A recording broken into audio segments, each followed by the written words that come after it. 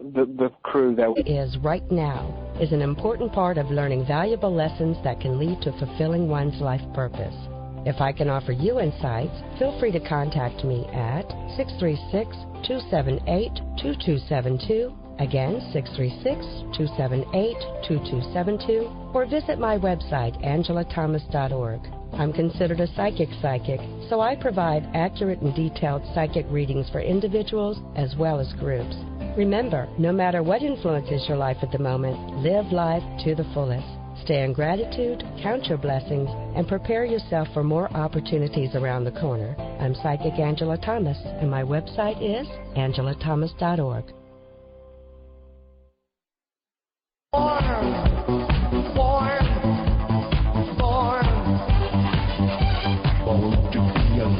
Hello everyone, I'm psychic medium Christopher George, and along with my co-host Victor the Voice Furman with Second Sight NYC. Victor, what do we have as a guest this week? Chris, our guest this week is Chetan Parkin, author, seminar leader, and the world's most successful proponent of a system called Human Design. It draws from astrology, the chakra system, the I Ching, and Kabbalah to help us discover who we really are and what our true purpose is. He's the author of the book, Human Design, Discover the Person You Were Born to Be. Victor, after they designed me, they broke the mold.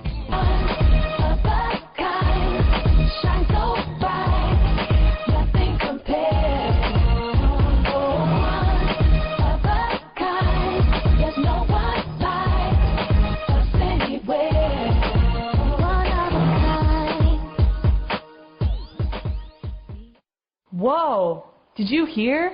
Listen to the Church of Mavis radio show, hosted by Jeffrey Pritchett, 11 p.m. Eastern, Saturday nights. Follow your weird and journey into the high strange. Be sure to stop by www.churchofmavisradio.com for upcoming shows, paranormal news, and show archives. That's www.churchofmavisradio.com.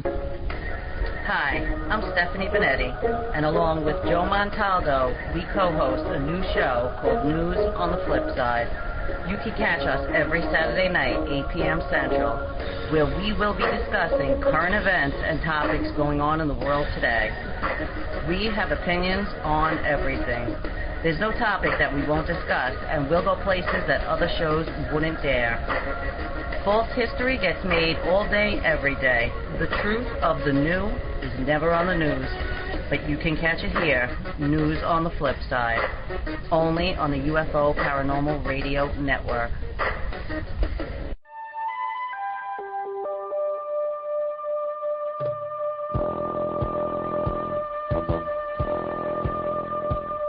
Tune in to UFO Undercover, Wednesdays at 8 p.m. Eastern, with your host, Joe Montaldo, right here on the Paranormal Radio Network.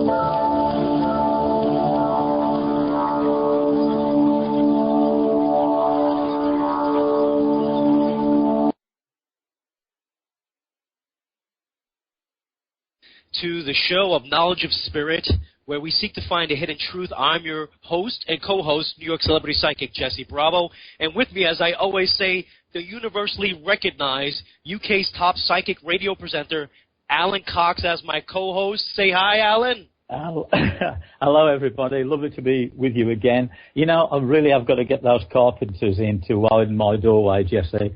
And you bore me up every week. I definitely need a wider doorway. But yes, it's great to be with you all. Well, we're going to need a wide doorway today because usually I go through all our stuff, but we're on the clock today because, you know, we have a very special guest. It's a guy that I love dearly, and I mean that when I say dearly, because if it wasn't for this guy, okay, even though I was already on my path, by seeing him do what he was doing gave me so much courage. And every time I saw him, I said, you know what, when I grow up and I become a man, I'd like to be like Derek Acorah. That's exactly what I would say. And it's a great honor, a great privilege to have Derek Acorah as our guest. Well, you know, Thank you so much, Derek.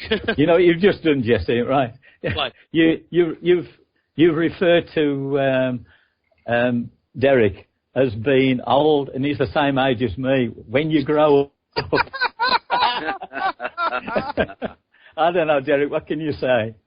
Well, yes, you know, you're only as old as you feel, really, Alan, aren't you? You're right. You're very much so. That's true. But we are quite ancient, aren't we, Alan? Well, it's like Alan's having some difficulties on his side with his mic. Alan, can you hear us? I can hear you now, yeah. Okay, great. Derek, you know, I'd like to start off and say, you know, for people out there, I know that you're so well known here in the United States. You have a major following, obviously, even in New Zealand, the Middle East. Obviously, you're one of the biggest guys over there in the UK. And you know what? You've been doing it for 30 years. Yes, I have, Jesse. Oh, yeah. Man. And how's that feel? I mean, how does that feel for a guy like you? Well, you know, it still feels okay. It feels as fresh as it was. You know that old saying, as fresh as a daisy? I'm still enjoying going out on the road, treading the boards, going across England, you know, top to bottom, Ireland, Scotland, and naturally abroad. And it's spirit that does that to me. It's because there's no other feeling in my life that gives me that expression of love. And I've always believed in love to control everything, not hatred. I agree there. Yeah, totally. And it does get in your blood, doesn't it, Derek? Even if you thought about doing something else, the guys, they don't let you do that. No, they won't. No. The thing is, you see, it was let me tell you, guys, a couple of years ago, a number of years ago, I said to Gwen, there was if you got the time to listen to this, and I want your listeners to hear it, it was the only one time that I stopped in my tracks, and I said, I don't really think I want to do this anymore, because there was a man that came along to see me, and in his personal reading, I could see he had 3 lovely children and a lovely wife, but within the reading, I was told that his wife had fell out of love. So long story short, this man was committed to his family, worked 2 jobs, you know, to make sure their standard of life was good and what have you, and he had no option but to break away. He couldn't handle it and what have you. You know what the man did? He took his own life and his three children's lives. Oh, that hurt me, broke me as a spiritual medium, and I said to Gwen, I don't want to do this work anymore. And I went and I did something for a couple of months, and believe me, I hated it. It was horrible, and Spirit was saying to me, come back. This is what you should be doing. And I quite quickly did. Oh.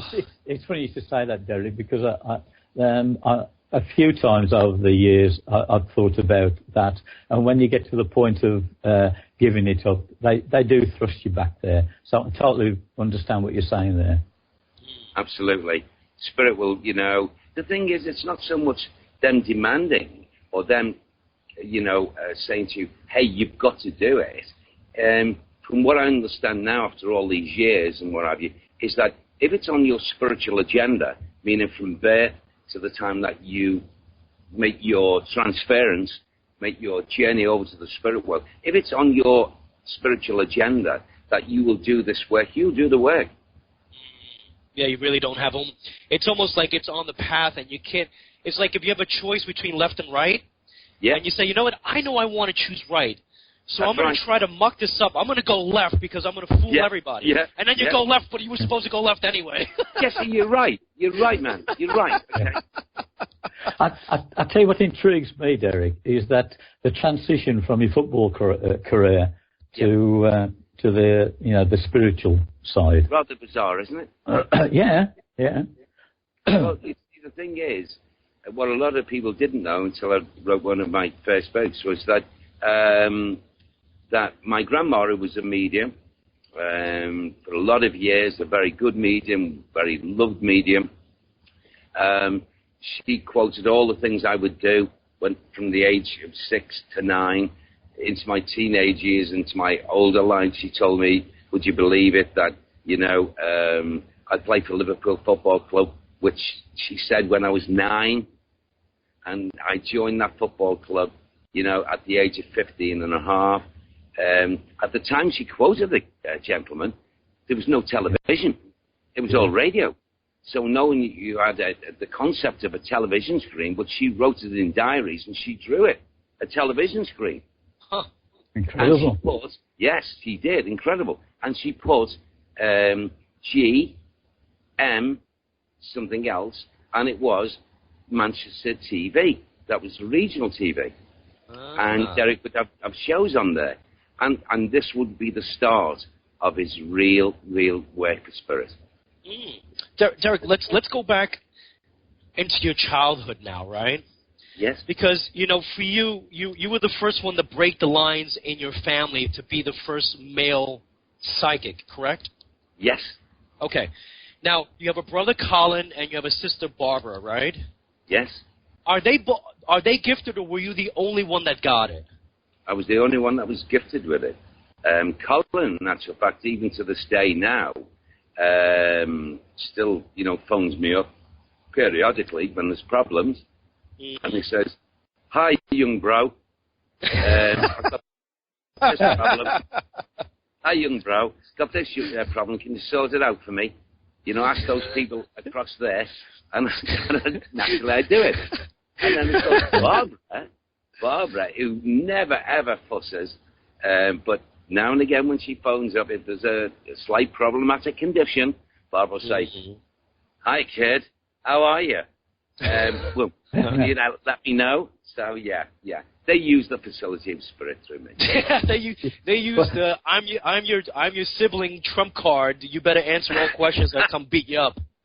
But mind you, that's what family do, isn't it? That's what family do. Yes.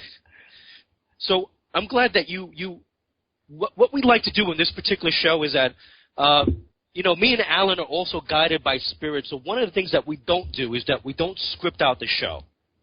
Sure. So we like to have spirit guide us, and you brought this up here, and Alan, I hope you agree with me.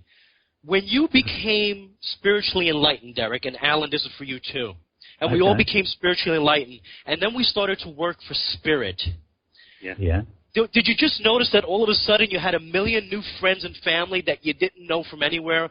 But it sort of was a very lonely life because you realized at some point that a lot of these people who are your friends, I mean, Derek, you have a massive fan club on your Facebook and everything else.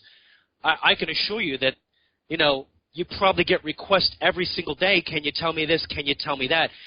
Isn't it sort of a lonely life sometimes that people are always after you for information, not because they really want to know you as a genuine human being?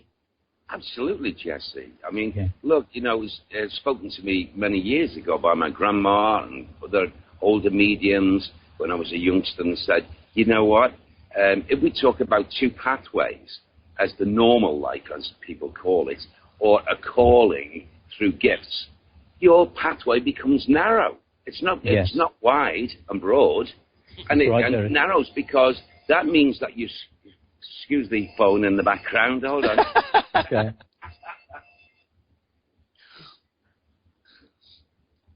I thought that one might have been me, but I've turned on mine to silent. It becomes more difficult naturally because as you gain more friends, also the people that don't understand, bless them, or they can't comprehend, bless them, they then become... what's the right word for this? You find apart from good friends, you find people who are wanting to find fault, wanting to pull you down. You want people to, there's so many different negatives that come with this. So it is a narrow pathway. The more you do. Also, Derek, don't you find that you also get the people who try to say that you're friends so they can get the work that you do for nothing? Of course you do. And you've got to discern, haven't you, Alan? You've got to discern, Jesse, you've got to discern, the difference. And if you're with your salt as an instrument for spirit, meaning that you are developed sufficiently enough, you can see these things and you can deal with them at the moment. Mm-hmm. You know what? I want to get into something, and Derek, do me a favor, do not mention names, okay? Because when we give we mention these people's names, we give them energy, right? Yes. And they're not deserving of our energy. That's right. I'd like to talk about something because I noticed this is happening a lot more on your side of the pond. Yeah. Do you notice now a lot of the younger mediums are starting to really act out in a very inappropriate way to make the name for themselves on your side of the pond? I mean, over here in America, as you know, it's like P.T. Barnum Bailey. It's like a circus show over here. But this is not something that we expect out of the UK because traditionally, and correct me if I'm wrong here, traditionally you started off in the church and it took you at least 2 years before you dared stick your head out on the stage for a platform reading. Absolutely. And yes, I agree, Jesse. What's happening now, and been happening for the last couple of years, and it will continue on, is you get these young people. If you look at all the paranormal programs that are being aired in England and across Europe and maybe in America, it's generated especially with this, interaction of internet and what have you. How many emails I've received from all over the world from youngsters who say, hey, I've got this gift and I really want to nurture it. Can you give me any tips, this and the other? I want to go out and start doing theatre work. I want to go on television and this and the other. So there has been a great emergence of that over the last couple of years. And unfortunately, it's sad, Jesse, because these kiddies, these youngsters, haven't even, touched a level in which they dare even try to work with spirit. So it's also a natural fact. Yeah. I noticed this, and Alan, I know that you agree with me. I think there's a big disconnect, and this is why we have this radio show, Alan. I hope you agree. Yes. Is that there's a difference of what you see on TV than the movement of spirituality. I also believe that, doing this show that we're doing together, Jesse, our object is to perhaps enlighten people by Absolutely. having really brilliant guests on like Derek, who are at the top of their field, and actually there's no ego, there's no bravado. It's just like, well, this is what I do, and whereas there are these youngsters now who are looking for the fame. It's not actually about helping people, it's about their own progression. Would you agree with that, Derek? I would. And it's happening in many, many, many sections of life, Jesse, Alan. If you look at pro soccer over here now, pro football, and you look at the players and what have you, for the monies that they're receiving and what have, these guys are not putting in the true level of momentum, no matter what talent they've got, and they're getting paid amazing, like film star money. So, it's going on everywhere. But you see, because of the nature in which we do our work for spirit, by the tabloids in the UK, in America, and, English-speaking countries, the mediums are down for trying to earn a living.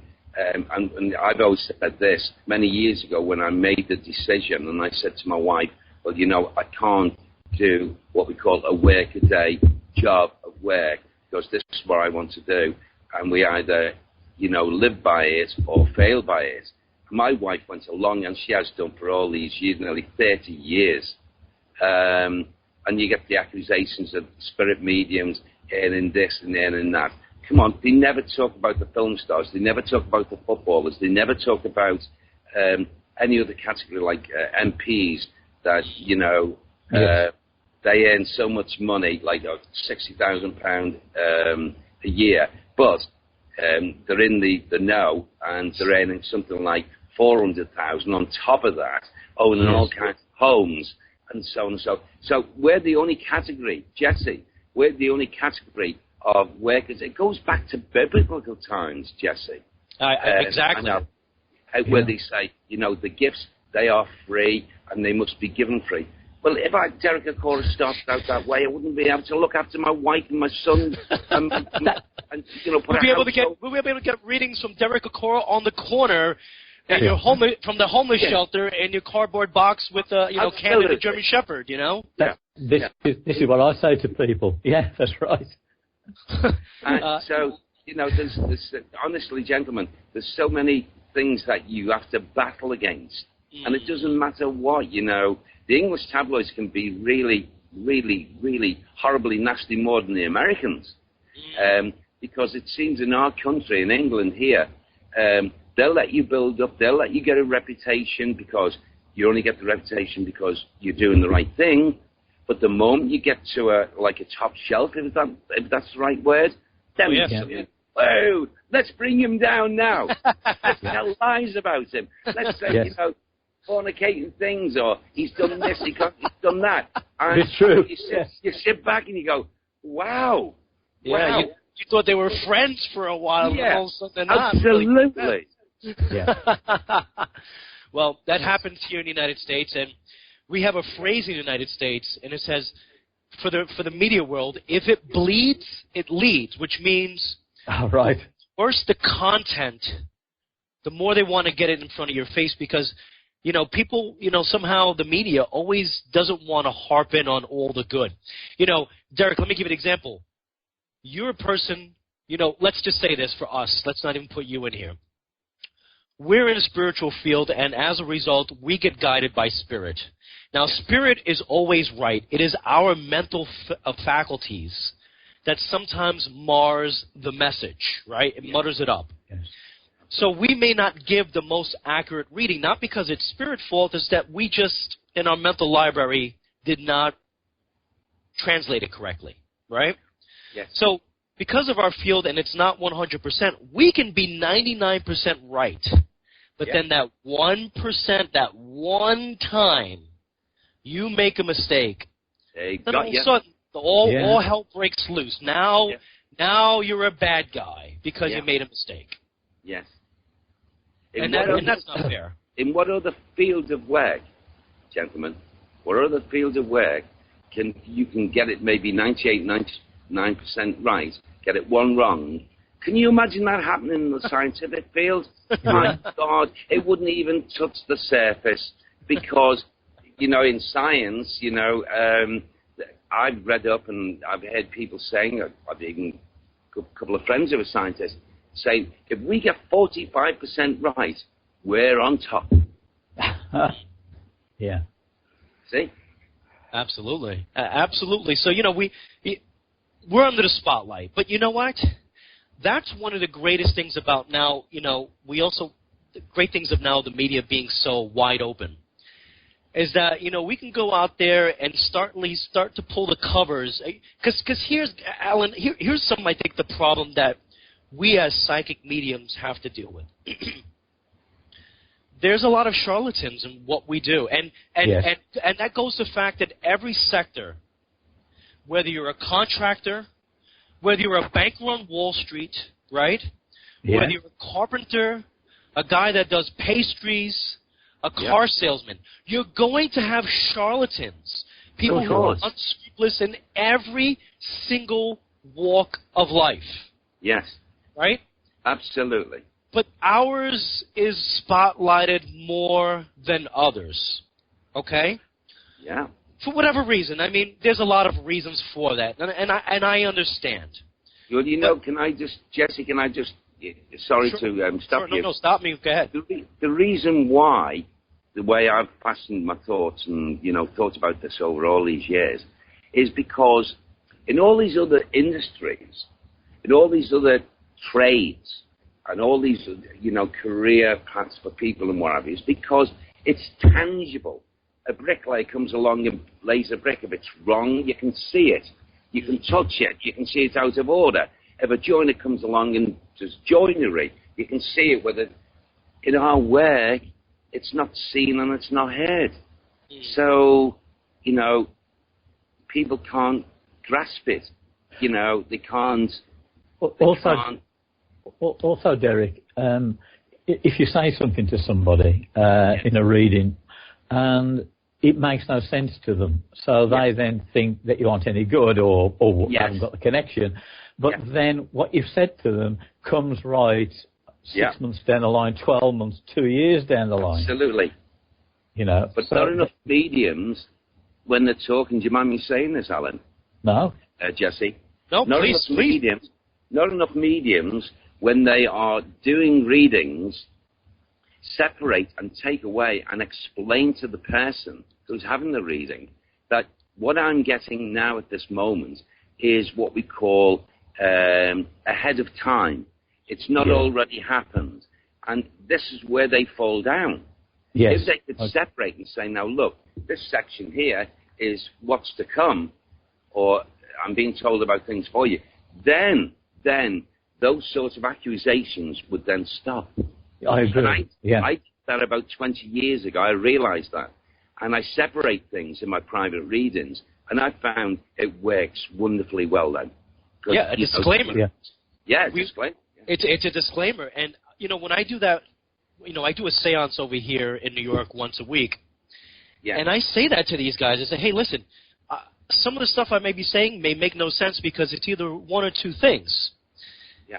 It's either in the future or in the past that's going to happen, or two, I'm completely wrong. So you have to give yourself room for error because we're not perfect. And I think that's maybe one of the things that when people think about psychics, I think they confuse our ability of speaking and picking up information or speaking to spirit to God. Yeah. And I think that's the misnomer that people that's the disconnect that people get there, that somehow God's talking through us, which, I'm not Jesus, I'm not Buddha, I'm not any of these guys. So God's definitely not speaking to me directly. No. But spirit is.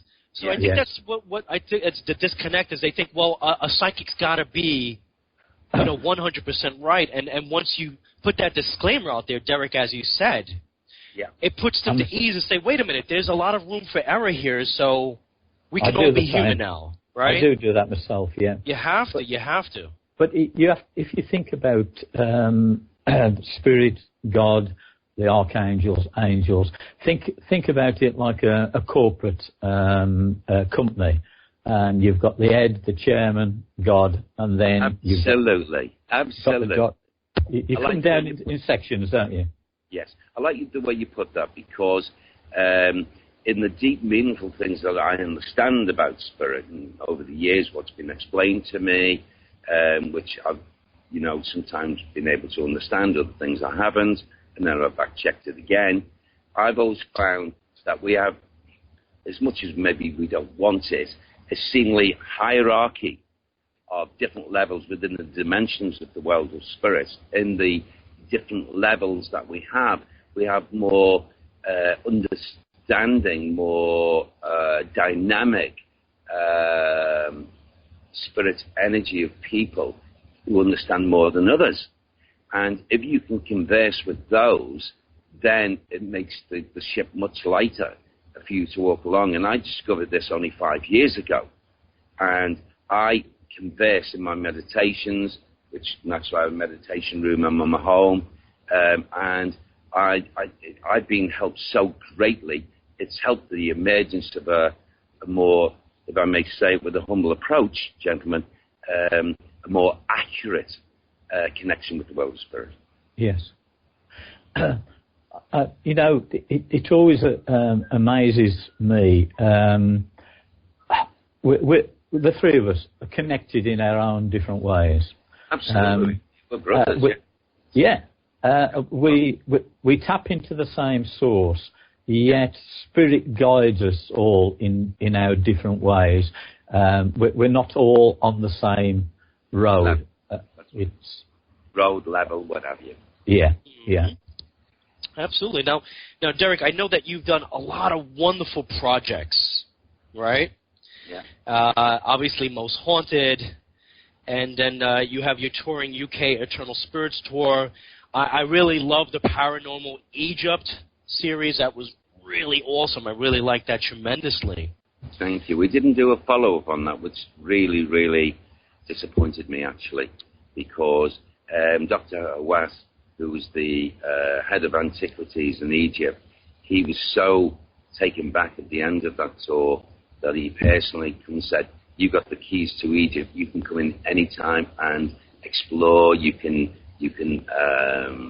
do what you've done in this one particular show." And that went a big way with me. And even the channel that I was working for at the time, they were blown away by it, purely and simply because he reckoned that within my investigations, I didn't go over the top, and I certainly did not, which I wouldn't anyway, cause disruption to the Egyptian people in showing respect to their ancestors. Absolutely. And I know it's kind of tough to even go back there because they have right now so much political instability. I don't know if you may even want to be there right now. Well, I don't. No. No. But, I would love to see you. You know what? I would love to see you go down to South America. What do you think about that? Well, you know what, Jesse? You know what? You definitely got to be psychic. You know why? Because, listen to this, Jesse. My wife and I paid for ourselves. It wasn't television production. And we did a cruise down South America, yeah? Okay. And we went to all the different countries and what have you, sacred places. And I came back and I said to a television network, if you were to commission this, this would go beyond anything that I've ever done, even in Egypt. And they said yes at first, and then the management left, and so the program didn't come up. But that's my next, Jesse, you're there. That's my next project. And you know something, Jesse? I'd like you to be with me. I'll come with you. You kidding me? I'll walk there. I'll meet you 3 months from now. I'll get there by walking. Well, we are in talks with the television network right now who are extremely interested in it. Oh, God, I'd be there in a heartbeat. Matter of fact, Derek, I think it's so great that, and I'll say this out to the public, 4.5, 5 years ago, I started to unlock. Yes. And I don't know whether I fell in love with Derek or what was the affinity. I don't know why we connected. I don't know why. But when I saw him on TV, I said, you know what? Damn it, I'm talking to Derek. And I went out and I found Derek's agent, and I spoke to him out of ETM. It was Roy. It was Roy Hastings, I believe, if I'm correct, one of those two. Yes. And I said, you know what? Let's do and this, by the way, Derek, this was before reality TV was really hot. Okay? Yeah. Okay. And I said, would Derek do a reality TV show with me, and we'll call it The Apprentice in something. Yes. And but you were busy, and I couldn't get the networks all lined up, and it just never happened. And I was just so angry. I was like, damn it! Yes. But you know what? Many years later, here we are, because that's the way that spirit works. Well, I'm sure I can just tell, looking at your image, and let's see, Alan, who's a very nice man, a lovely man, both of you. I can see that you and I, Jesse, will work together ahead of time, okay? I love the psychic prediction already. Now, I don't know if you're allowed to talk about this, but we had another guest on the show. Yes. And he's saying that you guys are working on something in the works. I'll give you his initials to see if you can talk about it, because I know sometimes, just like with me and Alan, sometimes there are things that are still in the works, and as a result, in contracts, you're not allowed to talk about it. It's like a gag order. You want to scream from the roofs, but you can't. these are confidentiality clauses. Yeah, the confidentiality agreement. You want to scream from the roof, but you can't because it's just not ready. So right. I'm going to mention his initials. Yeah. DS. Can you talk about that? DS. His first initial is D. His first name starts with a D. His last name starts with an S. You know, it just goes through the roof of my head. No, I don't. Okay. The guy used to be a pop star. Let's put it that way. I don't know. Yes. Yes. Okay. Well, what you're saying now, Jesse, yes, is what you wanted to do with me. Oh, I know that. Okay. Now, but can you talk? But can you talk about that? I can, yes. Okay. I just, because sometimes other people talk, but they don't always have a idea of a contract. Sometimes with confidentiality. Yeah. And you'll speak to two different people with the same contract, and they'll tell you two different answers, and one's right and one's wrong. Okay. Well, here's a man who is a lovely man, just like yourself, a lovely man like Alan, and he's become a good friend of mine, to be honest, Eric. Really, he's a lovely man, and he come up with this concept, as we call it in television, treatment, and he came along to my home, and he, went over it with me, and we did a little bit on camera, and I thought, you know what, this is absolutely fantastic. This is great. So, of course, there's the man who was a singer, okay, I can say that, and, quite a well-known singer and done stuff and what. Suddenly he wakes up in one morning, and he gets this inclination first off. Then he starts to receive things that he's never seen or heard before, and wonder, am I going bonkers or something? And he's not. And this is his psychic side. It's like lying dormant, latent. All of a sudden, he wakes up 24 hours later, and he starts to become a different person. And yes, the networks, there's fighting at this moment between two major networks to get this program. And you know what? I can tell you it's going to be fun. But Jesse, it's going to be, similar to what you have just said with me. I know. Listen, I was a little ahead of my time. I wasn't all that unlocked yet, but the little pieces they gave me was good. Yeah. Sometimes you got to milk it for all you can go.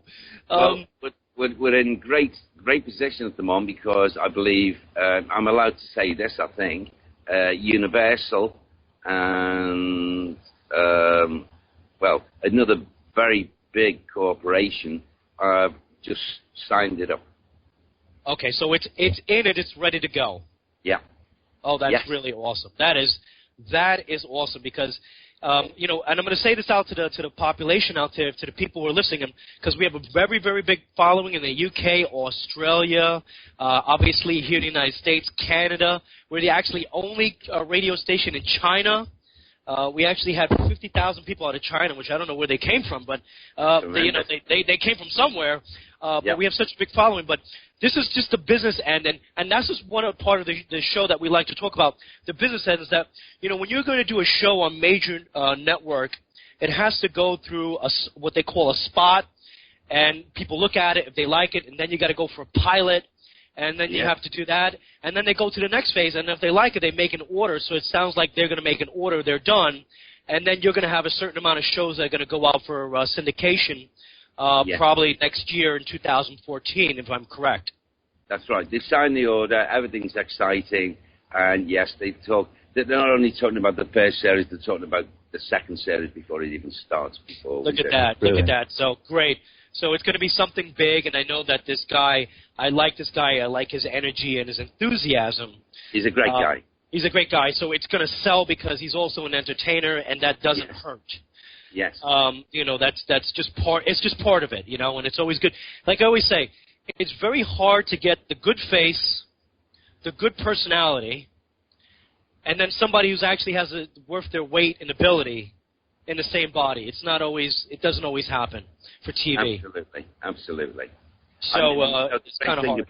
The great thing about him as well, when he came down with his group of people, and for the first time here, as a medium, as a working medium, I tested him, if you like.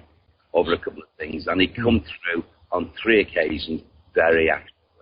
So he is what he says he is now, what he's going to become. Well, that's for sure. That's for sure. And so, Derek, I want to ask you, when are you coming over here to New York to hang out with me? Because you know what? I'd love to. But you know what? I'm not going to be too far away from you very shortly, Jesse. On August, the beginning of August, the 2nd of August, I'm flying into Boston. Nice. That's not too far away from me at all. How far is Boston from New York? Forgive my ignorance. It's probably like maybe an hour or 2-hour drive. Not that bad.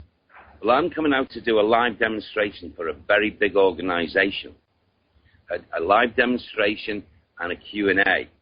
And I trust these lovely people, and they've talked to me about what their intentions are about, doing things in America.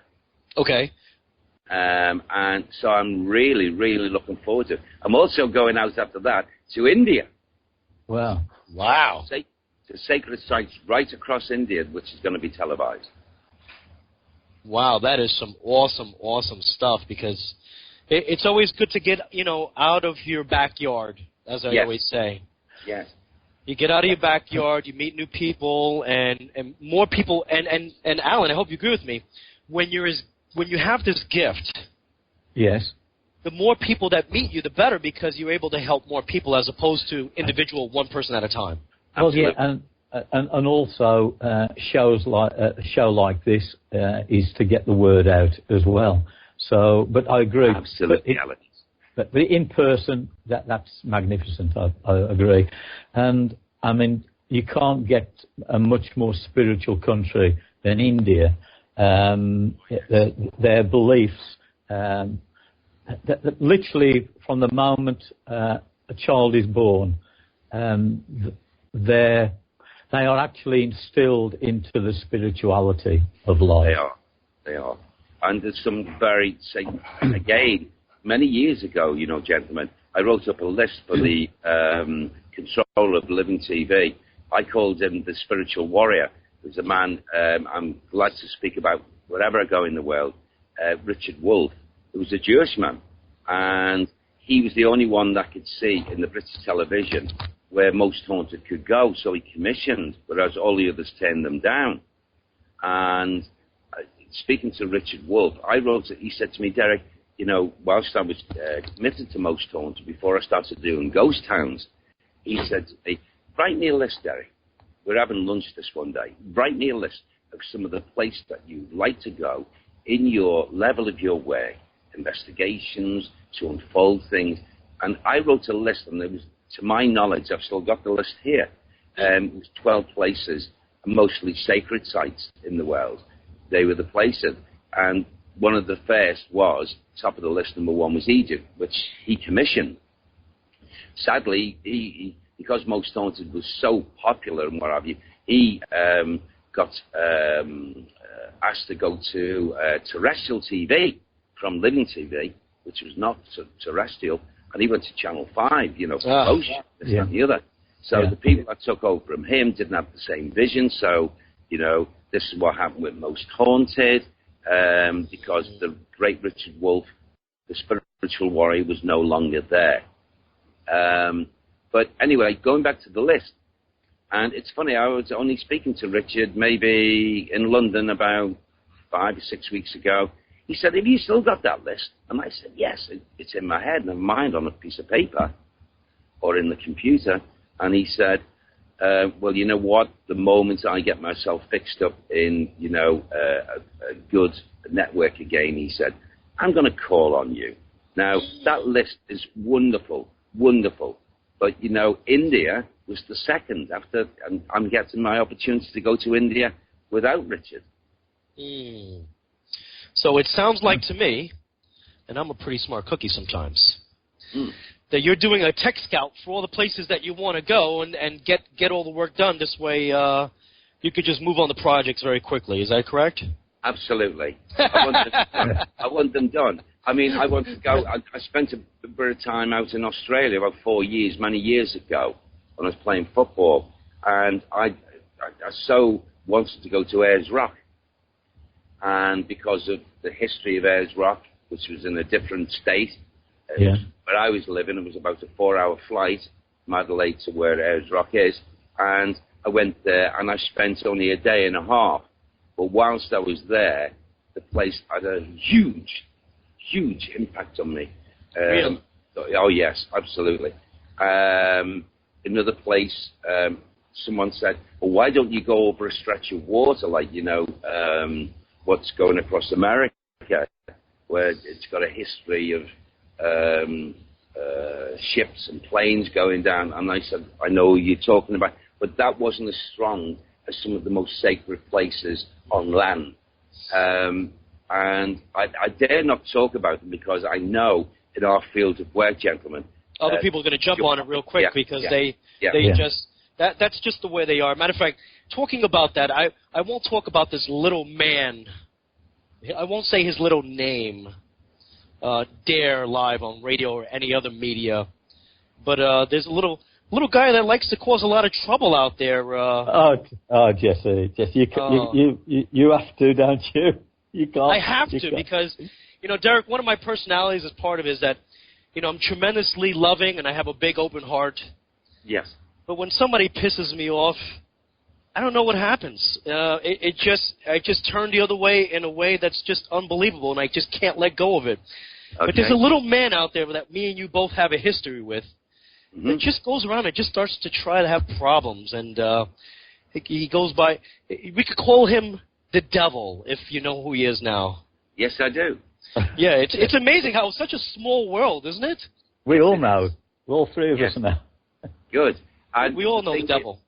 If you've experienced this devil's work rate and his communications with yourselves, I'm sure you soon realize rather quickly that, he's not the devil incarnate, but he's what we call a little devil soldier. Yes. He's of the soldier of darkness. Yes, absolutely. A limpet. Yes. Yeah. Absolutely, Alan. The smallest of the small, yes. I just feel so funny. At this moment in time, he's scrabbling about in his life, not knowing what he's doing, what he can do, and this, that, and the other. And, if you gentlemen link in with the karmic conditions of life, he's now really reeling under the karmic conditions that he's brought back on himself. But we're meant to know or be in touch with people like this, Derek. Oh, yes, we are. Yeah, it isn't that you can avoid them all of your life. And I think what it is, we have to, I suppose, learn from it. Oh, we got to karmic debt. I'm sure we have to. And we're also supposed, because you're light workers and you are good souls, you're supposed to have left an impression, even though you would never gain back that information, what good impression you've left with them. But then to look upon an enrichment that they've gained something by meeting you. Mm-hmm.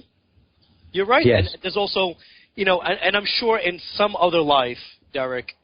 Oh, yes. Me and you have screwed him badly. Yes. And as a result, he's looking to return the favor. Absolutely, yeah. It never stops. I accept that, as it is. And I know from one week to another, or one day to another, he's cropping up, although not always showing himself or always personally putting himself out there, because he knows that he's being caught out, and my lawyers are just waiting. Just waiting. Derek, right? You've heard that song, haven't you? He'll be thinking that this song is about him. Yes. Right? Well, right. Okay. Well, that's a scenario, isn't it? Because if you listen to the show, even though no names are mentioned, yes, he'll know who it is. Yeah. And you can be sure if he's not listening at this moment in time, some of his his devil soldiers let him know. His brothers in arms, yes. Yes. I know, and you know what? I know these other people too, which is kind of weird. Really? But I'm not surprised because, as they say, a bird of a feather flock together. Together, yes. So I'm not surprised at all that we've we've run into the same people, and but you know what? It's part of the industry that we try to work with each other to put spirituality forward as a movement, and Absolutely. what we do together as a movement, and Yes. to be friends. That's right. Because we are brothers and sisters of the light working together. Yeah. The soldiers of the darkness, like him, cannot conceive, perceive, or even try to comprehend what feelings are going through us, because they're certainly not going through him. Yeah. Yes. You know, it's so funny. So, Derek, here's a good question I wanted to ask you, and I don't know if somebody's ever asked you before. Hmm? But you had tremendous healing ability as a kid. I mean, and your grandmother really did see that in you. Yes. Have you ever tried to maybe pursue where you're hands-on healer or no? Well, you know, funny enough, Jesse, without any thinking about it, in my live demonstrations now, I'm doing that with my platform meetings. Yes, I'm doing it now, and you know, it shocked me because I thought, I'm not thinking about this. Spirit gets me off the stage. I run out into the theatre, and I go to a person and I say, there's a condition there, yes. It could be a man with a woman, his wife, or a woman with a husband, yes. And I say, well, please stand.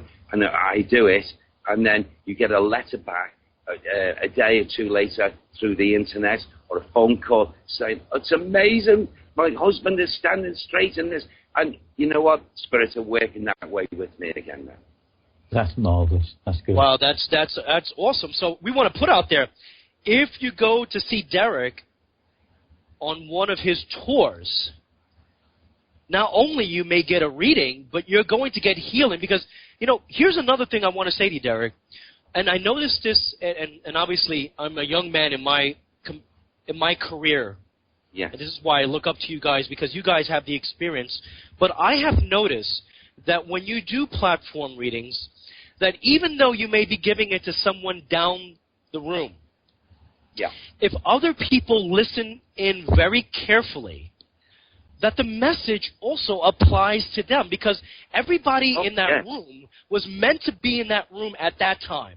Yes, they're all connected by a common thread. Yes. And when you give somebody the reading, they're all getting a reading, really. Yes. How many times they say, you know, right up to the other evening, you know, we worked very hard on this tour up to now, and we're on the run-in now to finishing for the summer, and I think we've done something like, by the time we finish, another 6 left, something like nearly 70 theatres. But I've noticed in the theatres they are, and that's only half the tour, the next is the autumn, but we've noticed that people are saying, although I didn't get a connection myself, although I didn't, you know, I was listening to that particular reading and saying, I could apply that to myself, and, you know, I feel much better, you know, since coming here. It's the first time I've ever come, and definitely, are you coming back, please? I want to come back again. And You've just mentioned your tour, Derek. Could we get thousands and thousands of listeners in the UK? Would you like to tell us where you're going to be?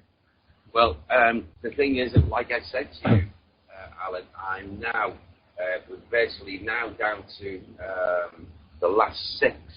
Yeah. I haven't got at hand my diary. Okay, no problem. Sorry. Derek, did you just go get some tea right now? Did you just go get some tea? What'd you get? I had a cup of tea. Yep, you see? How good am I, huh? You're not bad. You're not bad. You're good. How funny is that? How funny is that? Yes, when I'm walking out, and I was just getting, my wife was just giving me a nice cup of tea. It's so English. I love my tea. Yeah. What do you have? Yeah. What do you like? What is it? Earl? Which tea? No, I like normal English breakfast tea. Ale brown, ale is nice, and others. Lemon tea, we drink cold lemon tea, I should say, when it's warm. But no, generally the breakfast tea is nice. Now, Derek, I seen you with one of one of your little puppies. I call him a puppy because I love him. He looks like such a mush, right? Because he's so loving. But and everybody out there who's listening to it, this is no puppy. This is a monster of a dog. Okay. Oh yes. But I call him a puppy because he looks like such a mush. And now you're talking about Jack or Penny? I don't know. I think he's a dark and white. He's spotted. Yes. Yes. Okay. That's the one that I'm talking about. Now, we had a pet psychic, which she is phenomena here in the States by the name of Shira. She is unfreaking believable, right? It was incredible. Now, let me ask you this. Your connection with your dogs. Yes. How does that work spiritually? Does it work in your spiritual world too? Oh, absolutely. I mean, Penny and Jack, they are, I mean, the dogs that have been very, very perceptive of spirit energy in visitation in our home. In actual fact, Jack and Penny can let Gwen and I, my wife Gwen and I, know that there's someone in the house before I even know. And, they were meant to be with us, from puppies. And, before those two, I had a beautiful dog still with us at the age of 17 and a half. And her name, she was a German Shepherd, and, Cara. And she was the most perceptive dog I've ever experienced in my life. This dog could, she'd let you know. She was so protective of things. Let me tell you a story, a very true story. I said to my wife one particular evening, it was a weekend time, and we live in the countryside. So, of course, there's not many shops and super malls close to us. And I needed to get something, and I said, what I'll do is I'll walk, it was about 10 p.m. in the evening. I'll walk Cara up to the place, buy what I've got to buy, and then I'll come back. As we went up to the place, she never needed walking on a lead. She just walked freely. And it must have been a good, 3 minutes out from the place, and she started to get agitated and started barking and looking up at me. And then, as if she wanted some kind of recognition, can I go ahead? And I just looked, and off she went.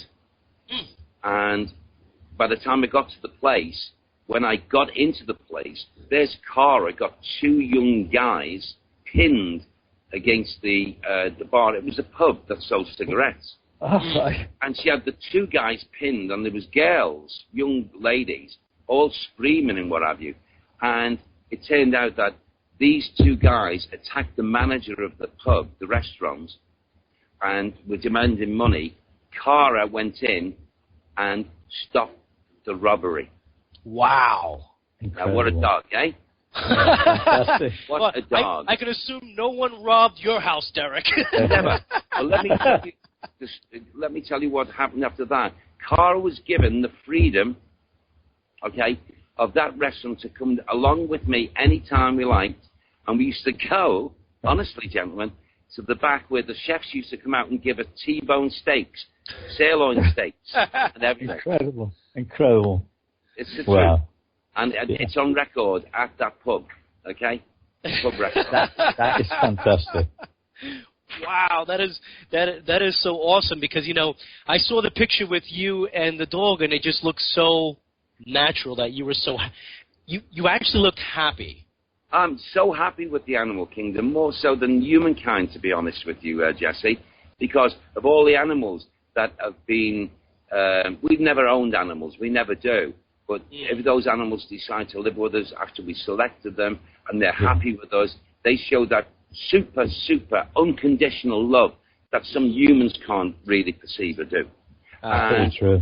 All our animals have always been that way. So the two that are with us now, we know they love us as we love them, and it's just we as a family, Gwen and I, as a husband and wife, my children, my grandchildren, we wouldn't be such happy human beings if there wasn't the animal kingdom. That's for sure. That's true. Now, do you take your dogs on tour with you, or or they stay home? I can't. Well, actually, when they were puppies, yes, I did. When they were little puppies, But once they become bigger dogs, it becomes a bit more awkward. What we do when we go on tour, we have what we call babysitters, or dog sitters. My sister-in-law, Christine, who's Gwen's sister, comes and stays at our place. Very happy to do so. When she can't do it, my daughter Jane, she actually comes and stays here with her husband Ray. So the dogs are never out of their home environment. Oh, right, that's good. That's good. Yeah. None of my dogs ever, even the cats we've had, they've never gone into kennels. Well, you see, that they pick up on that, don't they? And it's a very unsettling and emotional time for a dog or a cat. Oh, it must be horrible for them. But if you can keep them in their environment and you keep them with people who know them, they're your extended family, so the animals just tick over and say, well, okay, Mum and Dad will be back because, I'm still in the same home. I'm with the family, They can work that out. Yeah. Yeah. They're a lot more intelligent than people give credit for a lot of the time. Well, yes, very much. I'm always saying it. Oh, yeah, these scientists who dictate on figures and times and this, that, and the other percentages, and they say an average dog is probably like a young boy or a young girl, up to the age of 4 or 5. I'm sorry, no. No. That's not my opinion. My opinion is, the perception of things. The longer an animal lives with you, the more they take on board the human aspect of understanding. And if you happen to be so fortunate to have a dog, maybe, or even a cat, live with you. We had Mork and Mindy. We named these 2 kittens many years ago after Mork and Mindy, Robert Williams, the show. Absolutely. We brought those 2 little girl and boy in, and you know what? Mork stayed with us till he was 19 before he moved on, and then Mindy stayed till she was 25. Now, that's not a bad age, is it? No, that's brilliant. That's crazy. I remember the last couple of months of Mindy's physical life when I took her to the vet, and the vet had grown with her, known her for 25 years.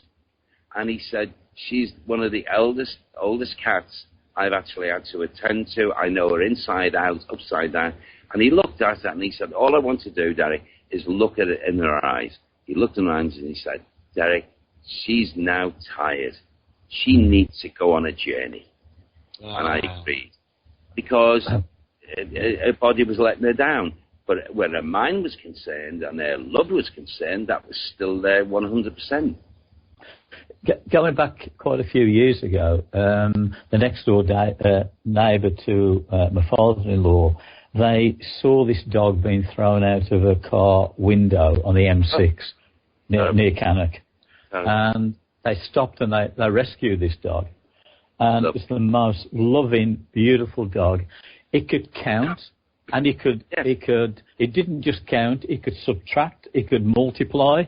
It was just... Well, that's right. Incredible. People don't comprehend how clever they can be. My friends, we've got a little place in Spain where we go in, break off, after the long, hard year, and we just cut off. There's no phone lines or anything like that, and we just go and relax and chill out and just be with the family and whatever. But there's an animal sanctuary in this part of Spain where there are, animals, dogs, cats, even ponies, I suppose, where they are being neglected, whether it be by the Spanish people or the people who are living over there, expats and what have you. But there's a huge amount of loving animals that are just left on roadways and this, that, and the other. And a good friend of mine, Colin Fry, who's a medium. Oh, Colin, we know him really well. He's going to be coming on the show in 2 weeks. Good. Colin has got a place down in Murcia, which is about maybe an hour and a half's drive from where I live in Cattrall, or I've got my place, or we've got our place. And he's only been out there with his partner, Mikey, for maybe 6 months, and he's rescued about 8 dogs already. Oh, my God, keep the man and away. And he shows his photographs through, and they're loving animals. You can see how much they love him. and thanking him, for saving them. Wow, it's wonderful. I'm sure Mikey's like, listen, let's not go there again. We just don't need that 12th They dog. won't be able to help themselves, Jesse. They'll only with 20. He'll become on one of those reality TV shows, the hoarders, like animal hoarders. Yes. Like you go in there, there's like 50 cats. It's like, Rear! He's like, oh crap, I gotta get out of here. There's a lady, a client of mine who was over to last week, and she's rescued this King Spaniel, and it's got a disease in her eye, and she rescued it from a place in Ireland, and apparently if they don't get somebody come and take these unwanted dogs within a week, this particular place, apparently, they club them to death. Oh, man, that's not cool. Man, that's barbaric. That's definitely not cool. Listen, talking about clubbing to death, let's see if you're willing to talk about this, Derek. You ready for this? Go on. You willing to talk about Sam? Yeah. Okay. Anytime. Okay, all right. Because as we're talking, Sam's tapping me on the shoulder. Okay. I wasn't prepared to talk about Sam at all because whatever, I fly with things. Yeah. Now I understand that you. Now let me give everybody out there a backstory here because me and Derek know what we're talking about, but you guys may not. Derek's guide for many, many years and for lifetimes has shared lifetimes with Derek has been Sam. And Derek has used Sam as his main guide for a very long period of time and has a very long-standing relationship with Sam. As we have our own guides, relationships that the best way you could describe this is as if you're married to your husband or wife, right? Absolutely, yes. That's the relationship you have with your guide when you get to this level, okay? Yeah. And Derek and Sam have split. Not like it was some type of gay relationship, but they have not. Put it this way, it's no longer a working relationship is the best way to put it. Like a partnership. The partnership has been split off. Can you tell me what happened and what caused the breakup? Well, in the previous lifetime, we're talking about, Yeah. I knew Sam. I was born as a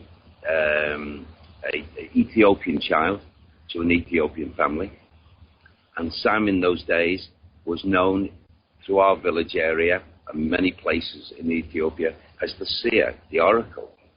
And he'd walk for miles and miles to different places, talk to the heads of the villages and tell them about the crops, how they were going to go, how the harvest, and give them directive and tell them in those days in Ethiopia we had marauding village-type people who like nothing better but to just come in and attack and so on and stuff. And he'd give people the nod if that was supposed to happen. And what actually happened was one particular day, I was playing out up above the village area on a higher plane, and there was screaming and shouting and what have you. And I was with a good friend who was with me at the time, and we were looking through the shrub, and we could see that our village had been attacked. And we just lay there, and we weren't going to move. We were in fear. All the adults screaming and the children screaming, and we lay there until the darkness, and then we decided we'll crawl down into the village area to see and witness the most horrific, horrible experience anyone ever wished to see, and to see my own mother and father, my brothers and sisters, and all the village people also slaughtered. It's just you just couldn't take it in. It was the fear, and what we both decided to do was just hide. And we realised it was like two sunsets, and then suddenly we heard Sam's voice shouting out. Now, he was shouting out because this was in daylight, he must have looked at every person that was there that had been, slaughtered, and was shouted out my name because I was missing, I wasn't there. And after a little while, when in recognition it was Sam, I came from where I was hiding, and he put his arms around me and told me that what had actually happened was totally wrong, this and the other, and I must come with him now, and he would be like my father. And we walked, and we went to places until we went, and it was over a number of years, and they just fed him. That's what he got. He didn't get money or anything like that. Fed him, and that was his vocation. He was meant to do that. He was happy with it. And we went to we were on the outskirts of one area, and he said, we have to be very careful here because this is uncharted territory. I've never been in this area. They may reject us. If they do, don't you open your mouth, and you just walk with me and walk away. Well, we went into this area, and there was a rather upsetting reception. You could see on the faces of the heads of the village, they didn't really want to know. And we were ushered out of the area, and we started walking, and Sam had said to me, keep walking, do not turn back. Anyway, we got up into an area, and it got dark, and we were both absolutely, well, I know I was starving, I was hungry as a young boy, and he must have been as well. So I said, should I go down and see if I can get some food? And he said, no. We'll lie down, we'll find food tomorrow. Sleep. So we both lay down, and I was just, my tummy, my stomach was really reeling, and I suppose I must have been one of those free-spirited children, I don't know. But I decided to go against his wishes, and I crawled down to the village, successfully stole food. And I thought I was getting away with it because I started going back. And I think I must have been about maybe halfway back to where Sam was, feeling really good. Thinking, I'll wake Sam and say, I've got food for you. And then so they had this rustle above me, the sound, and I could see these men above me. And they're all screaming and shouting. And the next minute I felt this feeling pain, then dullness in my waist, then another feeling. And what they did, they speared me and left me for dead, as they would call it. Sam woke up apparently and crawled down. It was still dark at this time. And next thing I looked up and I saw his face. He cradled me. And he was looking down at me and he said to me, son, you are now going to join your mummy and your dada, your papa. But remember this, I will be back with you again in time. And he didn't explain what he was going to be, what was going to happen, and then I just closed my eyes, and that was it. And he was meant, apparently, to, in that lifetime, to pass that message on to me, because I would come again into a new life. Okay, it was chosen as England, it could be anywhere in the world, to any family, but Sam was designated to be my guide, and he's still the greatest. I mean, my dad, my lovely physical dad, passed over a number of years ago, and he was a good father. But see, what's happened now, I haven't got my physical earth father, but I've still got a dad that's still alongside me, and without him, I couldn't do my way. He's the best. Exactly. So do you still use Sam as your guide? I couldn't do anything else. How could I disjoin from him? People say that he moved away from me. He didn't move away from me. There was a period of time, and what they were trying to say was the period of time that we broke was in between life incarnations.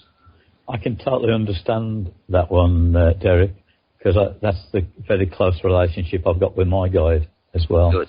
Good. You know, my guide comes, funny enough, he was on about South America. My guy comes from South America, Ronaldo, and now he's not the footballer. No. And it's like 400 years plus ago that we were together. So this year, mine was 2,037 years ago. Incredible. Amazing.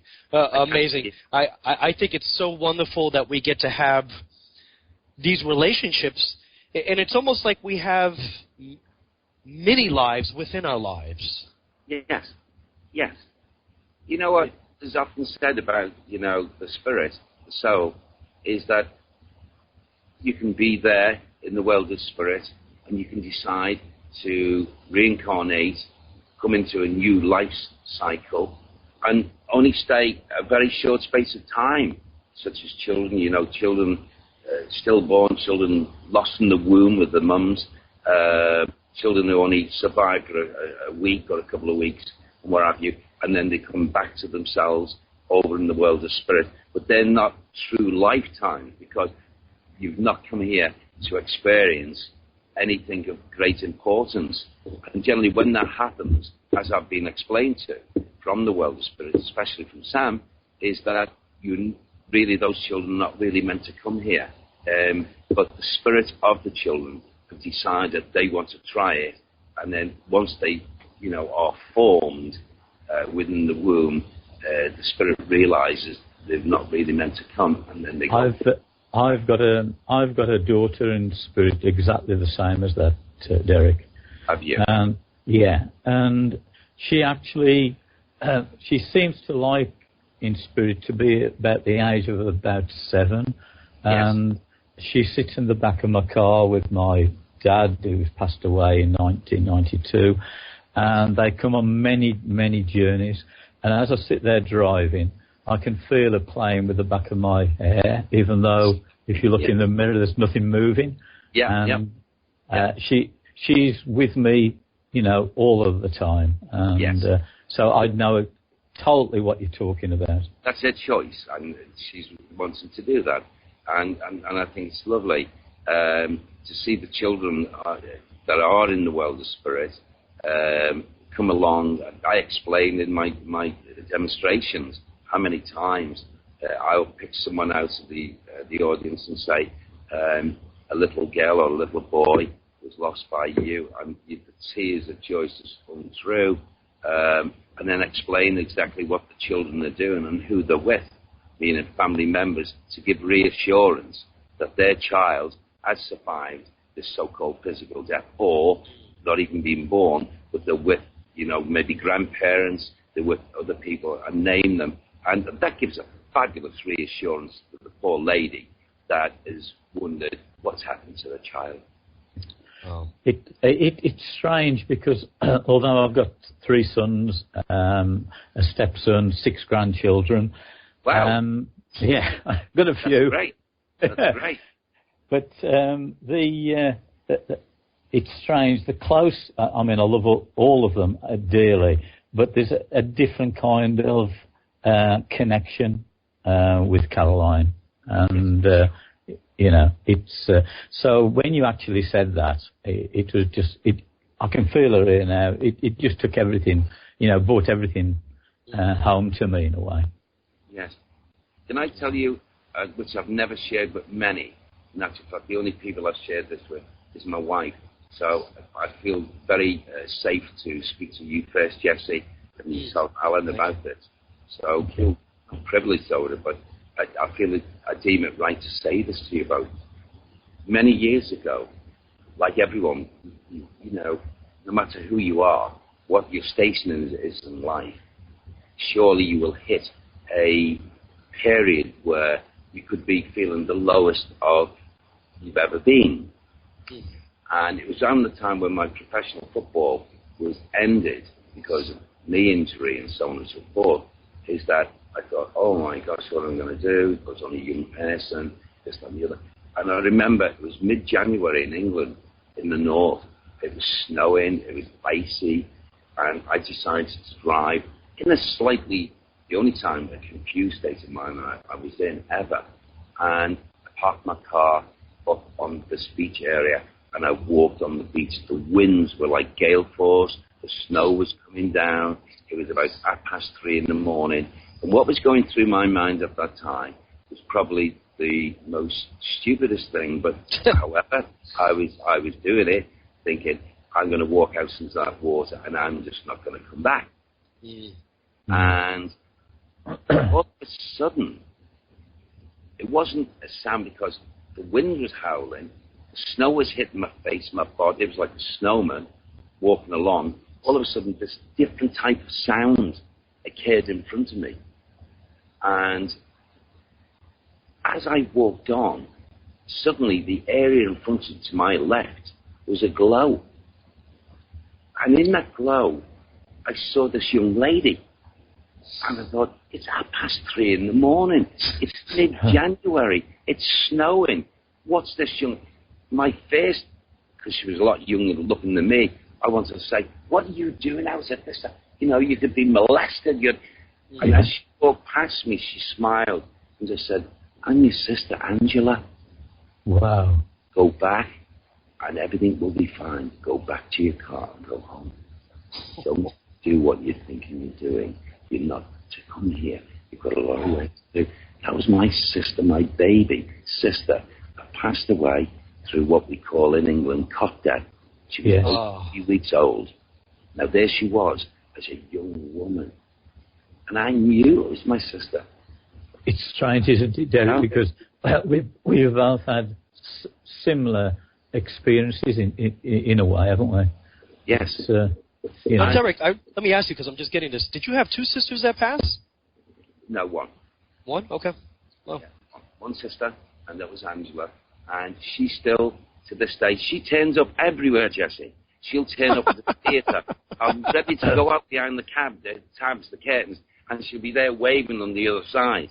Or she'll turn up with my grandmother, who's the medium. They'll both wave to me, and my gran will give me that, like, go on, son, get out there. You know? Get out there and show them what you can do. Yeah. And I get, whenever they show themselves, I've got an energy like a 16-year-old. Not the age that I am, 63, you know. And, we're the same age, Derek. Are we? Yeah, we are. You were born in January, I was born in March. Well, look at that. Yeah, how about that? Well, I want to say this. It's kind of funny, Derek. You and I have something in common. Yeah. In my family, all the mediums were all women. Yes. And I'm the first boy. Like me, yeah. Who's the first medium psychic. So feel privileged, Jesse. Listen, I tell everybody, when people meet me, I'm a metrosexual, which essentially means is that I use facial scrubbers, I use creams, I dress nice, I smell nice. That's good. I do my hair.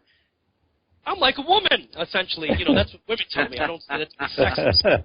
No, by all means, I am not a sexist. That's just what women tell me. No. And when I use my energy, I use a very female energy, even though my guides are males and I have females also. But I do likewise. My feminine side does come through. Exactly.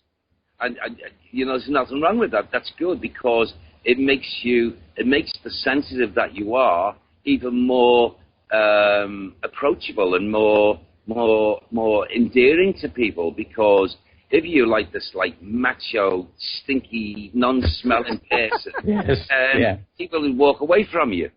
We've got a club here. We've got a club here of 3 then. Yeah. Look at that then. I'm just saying. Yeah. Oh my God! So it's really great how we can break cycles, and I also say break cycles behaviorally in the family. Oh yes. So I also have broken behavioral cycles in the family. Absolutely. You know, you've got to look at the way I look at things is say, believe in what you are, believe in what you're meant to be, and believe what you're meant to do. Those 3 things together. I may put that up on my Facebook. I just have to steal that quote for you. It's all right. Oh yeah. It's so wonderful when we get to speak to a person such as yourself, because, you know, let's put this, let's change the genre here, because I like to change it around and just flip screens sometimes. Just before I'm sorry, Jesse. Just before you do that, I just want to ask something to Derek that is totally trivial, right? Yeah. Okay. But I keep getting loads of people in America. I know lots of people in America, and they keep saying that I sound like John Lennon. And I can't for the life of me think why. But no, there is, Alan. There is a lightness to it. Yeah, there is. All right, okay. It's not the heavy. It's like the drawl, you know. Yeah, there is a likeness, and they are correct, yes. All right, okay. It's because, you from the beautiful city of Liverpool. I thought, I've got to ask you. Yeah. My God. That's hilarious. Yeah, Let's get into something a little bit more icky and really icky. Let's talk about lower vibration entities, right? Yes. So you've been able to really enter in your career into a lot of places where there were entities that were just low-level entities, and I know the producers look to go to that place because it makes good entertainment, right? Yes. Were you ever physically attacked in a very malign way? I was attacked in such a way that left me exhausted, left me drained of energy. One occasion where we did an investigation at a wine bar in Manchester, north of England, for the first time and only time, that was the worst. And that was because I allowed 2 negative energies to enter, come through my auric field, and for me to channel them, but only knowing that one was going to be channeled, and then the other suddenly to jump in. Now, the effect on my physical body was quite horrific because it brought me to my knees. And then when I realized that I had no feelings in my legs and they were getting me off and they'd stopped the camera work, they had to rush me to, hospital conditions, and I had no feelings in my legs. I thought I'd been crippled. Wow. And what was found out is that my white corpuscles, as they call it medically, and the red was separated. Wow, crikey. So it was a medical condition. And I didn't get the feelings back into my legs for a good 4.5 days. Wow. So here's the next real question now. Does that scare you that we don't know, okay, we have this swagger about us that we know what's going on sometimes. Yeah. Because we have experience and we have guides and this and that, right? Yeah. Did that sort of humble you that maybe there are things that are out of control that we didn't know, even though we thought we knew them? Let me give you an example. You thought you were bringing one, and you were thinking that your guide would protect you and be as what they call in the spiritual world, the gatekeeper, right? It's the gatekeeper that controls the gate, right? Yeah. So you're thinking that the gate was safe. Yeah. But then the gate was not safe. Well, of course, you can say that Sam maybe was not as sharp as what he should have been. That's to allow 2 to come in when I only agreed to 1, and not knowing what it was going to feel like. And of course, let's talk about the intent of the invading spirit energy, Jesse. Okay. The one I'm dealing with now was I found out to be a killer, a man that was a rapist, and he was never brought to justice, although they brought him in inquiries through what was checked out, but they never ever, charged him, never convicted him, and he was still around with his evil intent, still as bad as what he was, even though he was of the spirit energy. But his cohort, that word we were talking about earlier on, likeness attracts likeness, it's better. So he attracted someone of similar ilk of nature. So I had the 2 of them in there, and because I'd never gone there before, never experienced that level of energy, it affected my physical. Never to be done again, because it never was. I said to they said, "Oh, fantastic television." I said, "Never mind. I won't, stay on this plane of life for the amount of time I'm meant to, with my family." So it was never, ever done again in any of the other series. And I was even more careful, to accept and do the channeling until I got to a point in time where I stopped doing the channeling altogether. Have you ever been, I'm not talking about in the spirit world now, Derek, but in the physical world, have you ever had the misfortune to have a stalker? I'm asking for a reason because physical stalker, you mean? Yeah. Oh, yes, We've had them, yes. I've got it going on with me at the moment. I've had the police here today at my invitation to do something about it, and I was just curious. Yeah. Yes, I've had it. Rather bizarre, evil.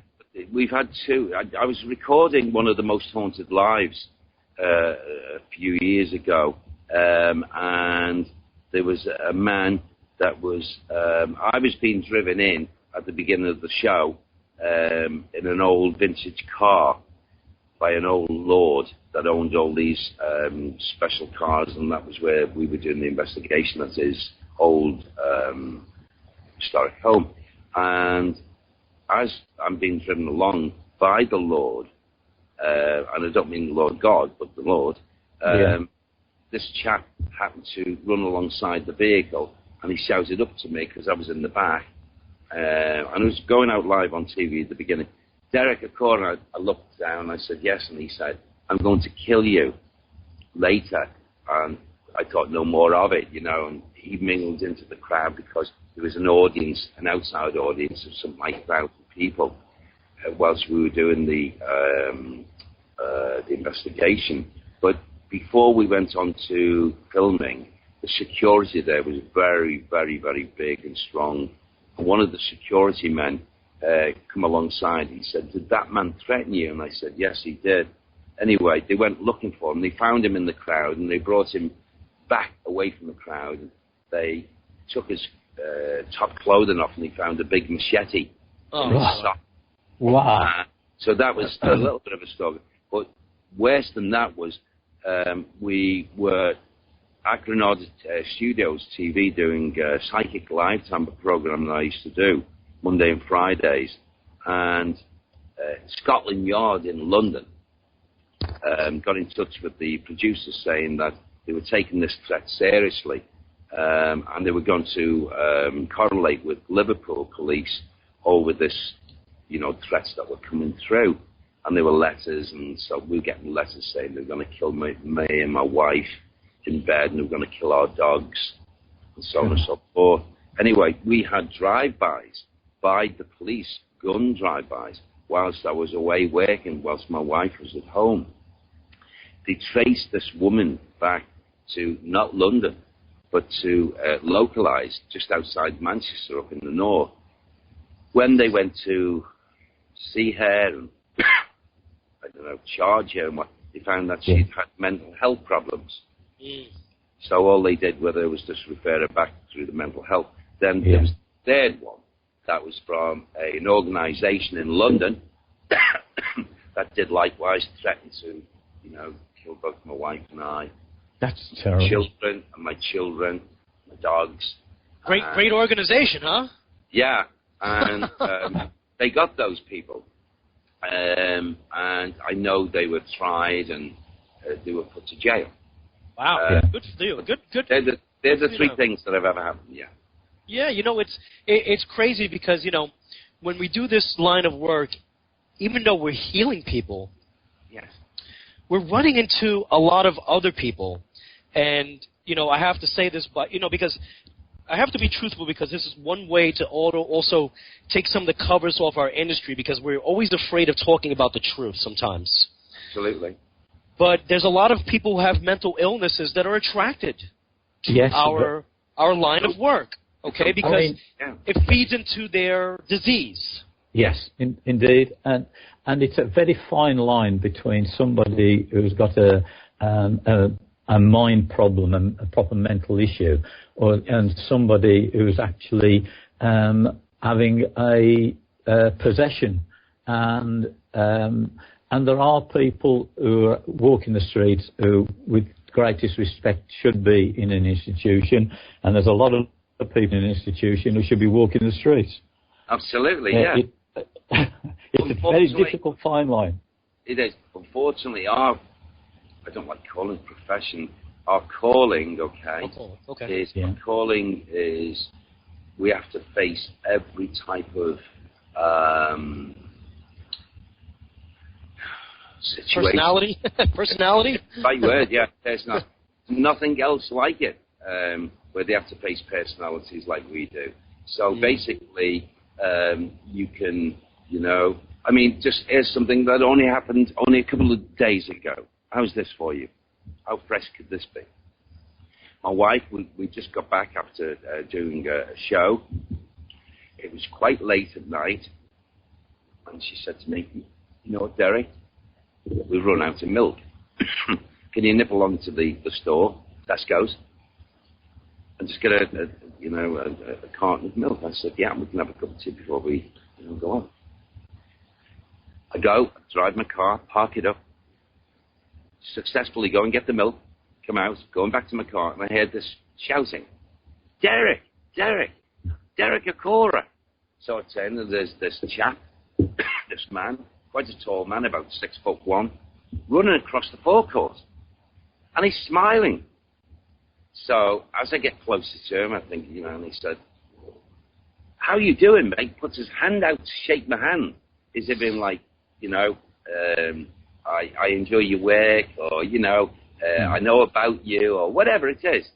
And as I put my hand forward, he grabs my hand and drags me to his body and starts virtually spitting at the mouth, screaming at me, saying to me, "Ever since," he said, "I hate you, man.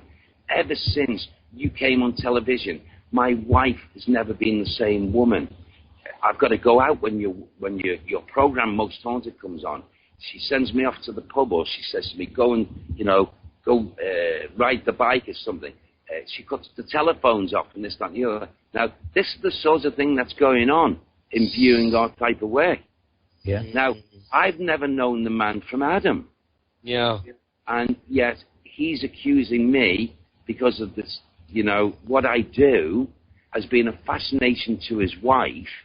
And because he can't understand it or doesn't want to or even watch the program, he has this innate hatred for me. Well, don't worry about it, Derek. My ex-wife hates you too. Don't worry about it.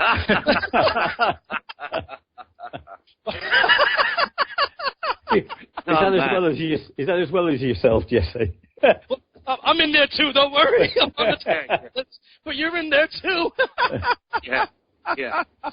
Matter of fact, I'll tell you this story. Me and my ex-wife used to watch your show religiously. Really? Oh God! It was like and here in the States, it would come on Friday night, Alan. Yeah. It would come on Friday night, like about 8 or 9 o'clock, and it was shown on the Travel Channel here in the States for cable. Yes, that's right. Yeah. And I would be running home like, that's all you would hear running up the stairs. Me coming up, trying to get in there so I could make and just get everything together. You got to get your soda, you got to get some snacks, you got to get the whole thing taken. You got to get everything in place so that you can watch the show in peace. Yeah. And I loved it so much. And here's another question, because and Alan, I don't know about you. This hasn't happened to me because I would get so angry with Spirit, but it hasn't happened to me yet because I don't go into those type of situations. But a lot of times in the show, these spirits throw things at you. I've done clearings when that has happened, and it's actually happened to the people who live in the house. So I don't know if you're aware of it, Derek. A lot of the work I do is clearing bad energies out of people's homes and that type of thing. So what you've just said there, Jesse, I totally relate to that one. Well, what's that all about? How do they use that energy? How does that happen? It's basically they're very unsettled, angry spirits. And if it's the ones that have lived on the earth, they were angry and bad and perhaps murderous. Or you can even have, like the demons that haven't lived on this earth, come down and create that kind of havoc. So there isn't a straightforward answer to it. Would you agree with that one, Derek? Yes, I would, primarily. The low orb spirits, and as you say, you can work demons in different names, but entities that have not actually lived in a life's incarnation that are different realms, if you like. They make up a great deal of the problems that people experience in their homes. I mean, the stupid thing about it, Derek, is that these things that people, which I can totally understand, completely fair, they are once they're confronted, they are so cowardly, it's unbelievable. Of course they are, yes. They are cowards. And, if you let them know that you've got knowledge of what they can do, how far they can go, they regroup, talk to themselves and say, hey, this guy or this person knows more than what we expected and what have you, and you can sort them out. You deal with them. That's right. I over the years, how many times I've been called to go out and to place, and I've done it, and we've successfully cleared the places and for them to be cleansed for all time, and for people to get on and live their lives okay.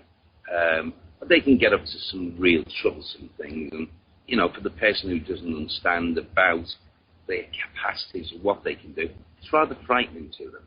Yeah, I can understand that, yeah. And I suppose it's probably because I'm dealing with it all the time. I don't mean I get blasé, I don't mean it like that. No. But I suppose it's like anybody doing any kind of job, you get used to what you have to do. Absolutely. Absolutely. Derek, I'm so sorry.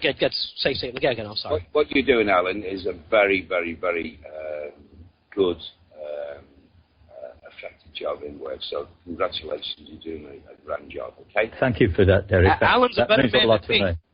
Alan's a better man than me. You can't pay me to go to anybody's house to clear up no negative energies. Because I've had my bouts with what I would call demonic spirits.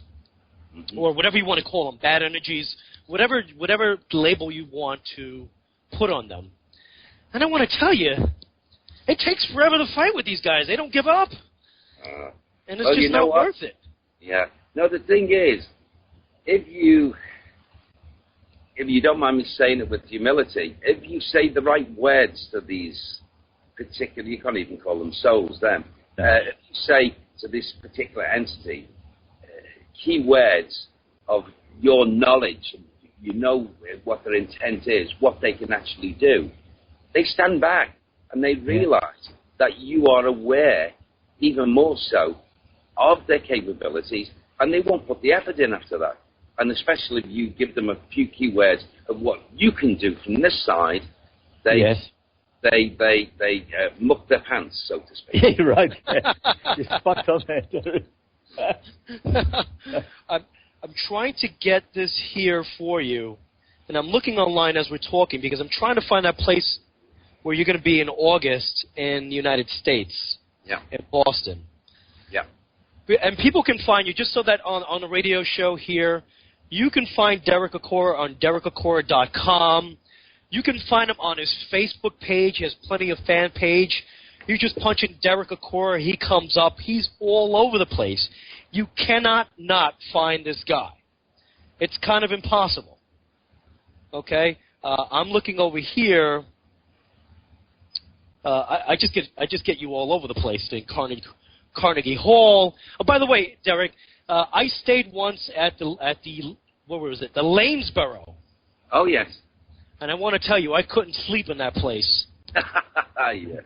It was quite active, yes. Quite active, even though it's beautiful. It's quite active. Yes. I thought it was quite funny. I was not yet open to my abilities when that happened. I couldn't realize why I could not sleep at all. Going back a few years ago, went to a hotel in Wales, and they'd actually got blood running down the walls in spirit in two of the bedrooms. Jesus. And it was run by a brewery. They got managers in, and the brewery actually paid me to clear the hotel because it was scaring off the residents and would-be guests. Yeah, which was successful. But so, hotels, they can be. Well, you think about it, especially if they're old, they've been there for perhaps hundreds of years. They can have a lot of different characters. Well, a lot of people, Al, I'm sure you'll agree, Jesse, if you look at the history of hotels, whether it be in the UK or anywhere else in the world, is that a lot of people frequent hotels over the years. A lot of people, although you don't see it on record, actually have passed away in hotels, the elderly people. Yeah. So if they've, left a physical lives, and it's been a bit of a shock to the spirit of themselves, well, surely it would follow that they're going to stay around for a little while. If not, some of them actually stay around a little bit longer than what they should because they've not really gone into the light. And then, of course, the bad ones who stayed in hotels, your gangsters and people of ill intent, if they pass in hotels, you can be certain that those people, they're not wanting to open the light to fear for what's awaiting them. So they stay grounded. Yeah. You got such a mixture of them. Yeah, that's so cool. So we don't have a lot of time left. We have 4 minutes left, so I want to give this all to you, Derek. I want this to be the Derek Acorah show right now. Uh-huh. It was always Derek Acorah show, but now we're letting you have 4 minutes. But what's new for you? What are you going to be doing? Are you going to be writing any books? Like, are you going to finish up the tour? What's coming up for? What are fans looking forward to now? Okay. Well, I've got, as I say, 6 shows to go to finish off for the summertime. But yes, I've been writing vigorously but slowly, and I'm finishing off my autobiography. And this autobiography, it's warts and all. It's saying that along the industry, along the time that I've been working in the spiritual movement, all the people I've met, some of them the good, the bad, the indifferent. Also, we talked about the devil earlier on. It's all going to be talked about in the book and explaining to the people across the world what actually happened on Most Haunted and why Most Haunted fell at the end of when it shouldn't have done. So basically, I hope a very interesting read. I've been a little bit slow with it because of the manic way I've having to do tours and go here, there, and everywhere. I'm hoping for this television program to be aired as soon as it can be. I'm hoping also that the group of lovely people, American people, who are bringing me out to Boston, is that if all goes well, and that's what they wish, they've talked about little things that, are making me feel tingly, is it? Yep. They want to put you on the tour. They want to put you on the tour here. They do. Good. And I want to do that. I want to do that like, something special, yes. Brilliant. Yeah. I know you got excited there. I felt it.